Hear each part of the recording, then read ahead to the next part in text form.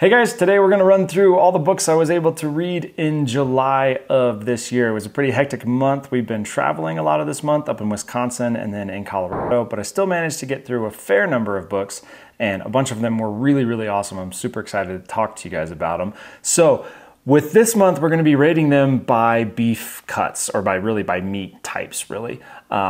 Again, why? Just because I wanted to. So starting at the very top, obviously we have filet mignon. There's nothing better. Next below that, we have hamburger, which to me is like I could live on this every day, all day for the rest of forever and be fine.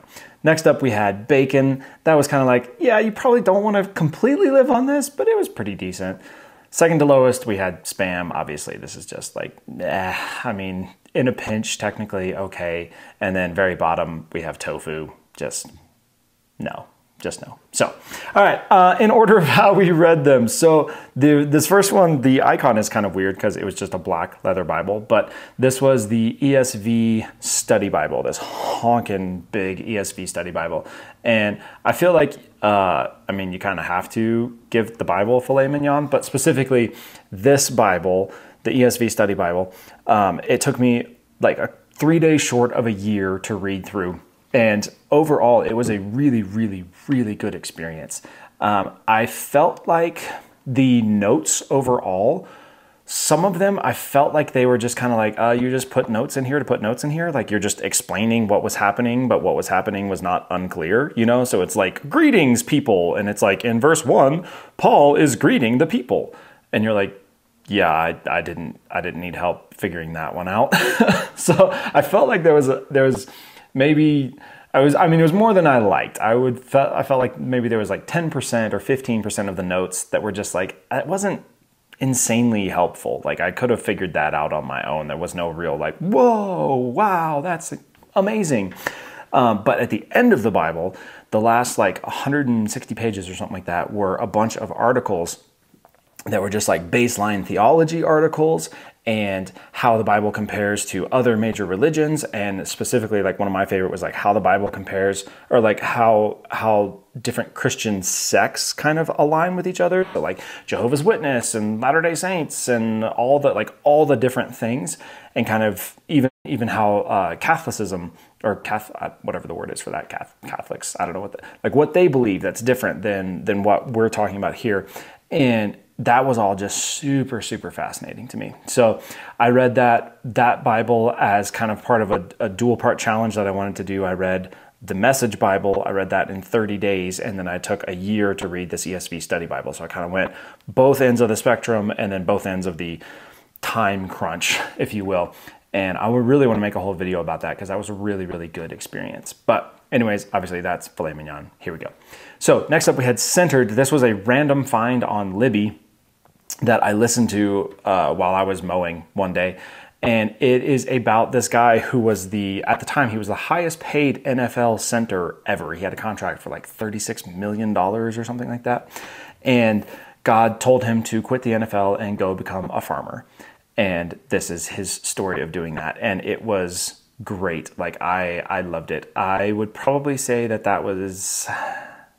I would put it in hamburger. I feel like if I was more of a sports person and had known who this guy was beforehand, it probably would have been filet mignon. But it was just really, really cool. It was this awesome story of this guy just listening to what God said, even though it made no sense. And even though it was completely against every logical thing that you could do, he was just like, yeah, but I know, but like God said it, so I have to do it. Duh, obviously. So yeah, that one was great. Next up, we had The Treasure Principle. This was a recommendation from Bob and Linda Lodick, who are my friends who wrote the book Simple Money, Rich Life, which is one of my favorite financial books of all time. This was a book that very much changed their life. It's very small, but it is a very powerful book. And I don't feel like I got out of it what a lot of people normally get out of it, because a lot of the message of it is like being more generous. And that's just something that I've kind of always had the gift of generosity. And so it wasn't like, oh my gosh, I have to give, because I'm like, well, I do that all the time. But the fascinating thing to me was he talks about how when Jesus says, store up for yourselves treasures in heaven, the point that Randy made about it that was so cool is he was like, literally Jesus is telling you to do something for yourself. Like he's telling you to be selfish in a sense, you know, it's like store up for yourselves. Isn't that selfish? Isn't that like a bad thing? Shouldn't we not be doing that? And I loved that he said Jesus is always trying to get us to act in, I can't remember the exact words now, but it was basically to act in our own self-interest in ways that end up to his glory. And so it's not that acting in our own self-interest is bad. It's if we're acting in our own self-interest to end up for our glory or for someone else's glory, as opposed to acting in our own self-interest for God's glory. So that's definitely a really good one. That one's for sure going to go hamburger again. I would recommend that to anybody at any point. Next, we had the Well of Ascension. This was the second Mistborn book. I read the first one, talked about that last month, and was kind of like, I really want to be like, yay, but I wasn't quite sure. And then the second one, still, I was like, all right, this is really good, and this is getting better. This could like, whew, man, this could bring it home. Like, depending on what he does in this third book, this could bring it home. So that one was definitely hamburger as well. Next up, we had Becoming a King. I'm going to do a full podcast episode on this book because holy crap, it was so good. I listened to the audiobook. This was actually one that a subscriber asked me to check out for him. And I listened through it and read through it and was like, oh my gosh, I have to order this book physically. I have to order the study guide with this book because this is an excellent, excellent resource for any guy. He covers everything in here. Morgan Snyder is the guy who has worked with John, not Bevere, John Eldridge, different John, for a lot of years. And so such a good spectrum of just everything about what it means to grow more into biblical manhood and his story about it. He's very, very honest about all the stuff that he's gone through. And it was just excellent. I would recommend that one to any guy at any point. I would say that is required reading. Next up, we had Brad Taylor, End of Days. This is not the latest, but the latest one for me of the Pike Logan series. If you want a good ex-military guy, now he's kind of a special ops. The task force is the black ops thing of the U.S. government that's going out hunting terrorists. I love all the Brad Taylor ones. Pike Logan is just a badass, and these are actually one of the few books that I've exclusively listened to. I really like the audiobook narrators. There's actually two of them most of the time. And I really just enjoyed them, and I started out listening to them. And I tried one time to just read the physical book and was just like, this isn't it. Like, this is not what I don't read Pike. Like, I hear Pike read to me. And so I grabbed the latest one of these. These are all, they're great. They're bacon, they're hamburger, they're right up in there. They're just really, really good. They're a series I would recommend to anybody. This one was not one of my favorites of them. Overall, it wasn't bad. There wasn't really anything. I'm like, oh no, whatever. But the plot of it very much centered around somebody trying to fulfill biblical prophecy. And so it was more like these radical Christians were bad guys. And not that I don't think that that's possible, because it totally is, but some of the plot threads felt a little bit weak on the connection between everything. And it's like, I get where you're going with it, but that doesn't feel as realistic, and that doesn't hit home as much, as opposed to there was one of his that I'm blanking on the name now, but it was book 5 in the series, and that one, the plot was about terrorists taking over the GPS system, and that was one of my favorite novels I've ever read, because I've never read anyone talking about that before, and about the implications of offsetting the time of the GPS system, and that was just like what is happening? That's so cool. So that one was great. Next up, we had The Warrior Poet Way. This is 100% Filet Mignon. This is probably currently my favorite all-around manhood book if I was just going to give a book to anybody and everybody, regardless of where you're at in your manhood journey. I did a full big long video on this one. I'll link it somewhere around here. But the biggest thing that I loved about this book is that most Christian books for guys nowadays are coming from guys that very much have the poet side down. I think I said this in my main video, but they're kind of lacking on the warrior side. And so if you're someone who is more into that and who is trying to grow as a warrior and a poet, you hear advice or you listen to some of these guys, you see some of these guys talking, and I can't help but kind of be like, yeah, but I mean, that's good and all, but if someone can just come in and kick your ass,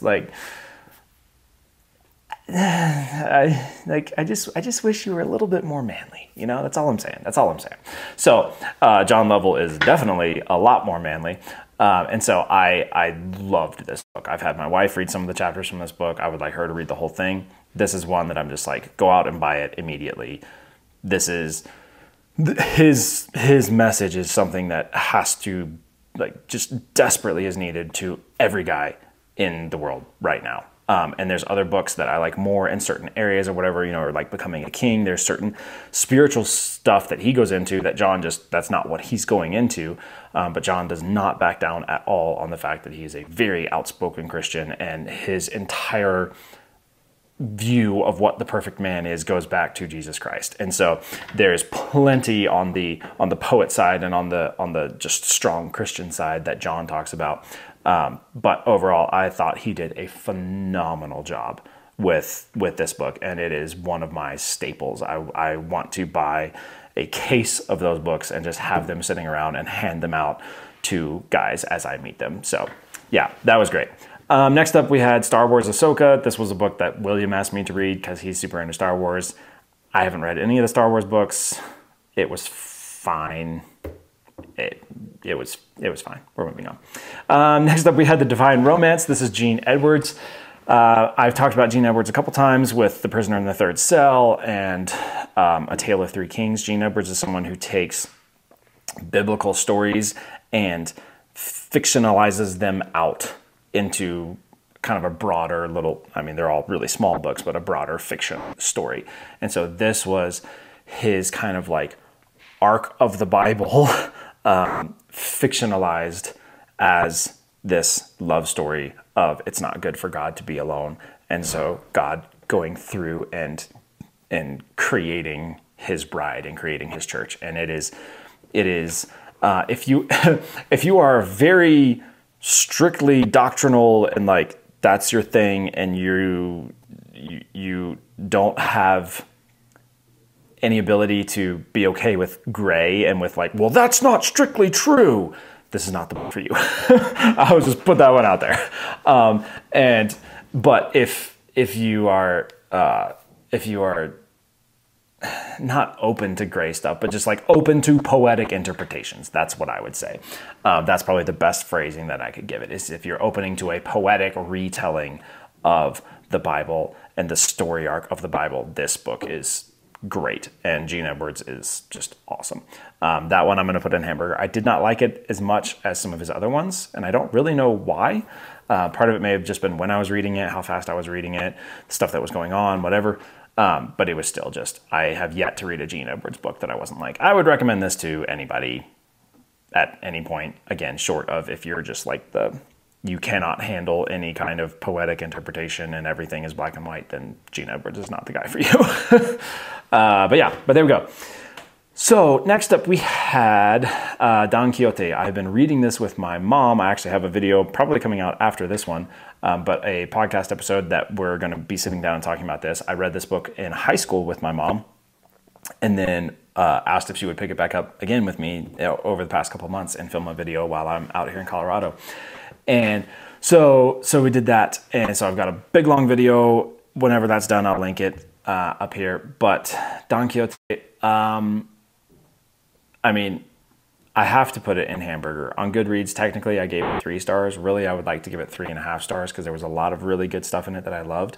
But fundamentally, one of the things that I've realized as I've grown older is I'm more okay with saying like, hey, like satire and slapstick humor are not really my things. It's just not really what I think is all that funny, and just not really like what I gravitate towards. And so there's kind of a foundational piece of this book that is like, well, it's already kind of going against the grain for me, but there's still such great stuff in here that was just fascinating, and I'm really excited to have this conversation with my mom about it, so I'll link that up, and you guys should definitely check that one out.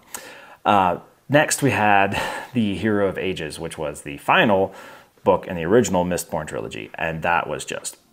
it was so good. It was so good. I was so happy.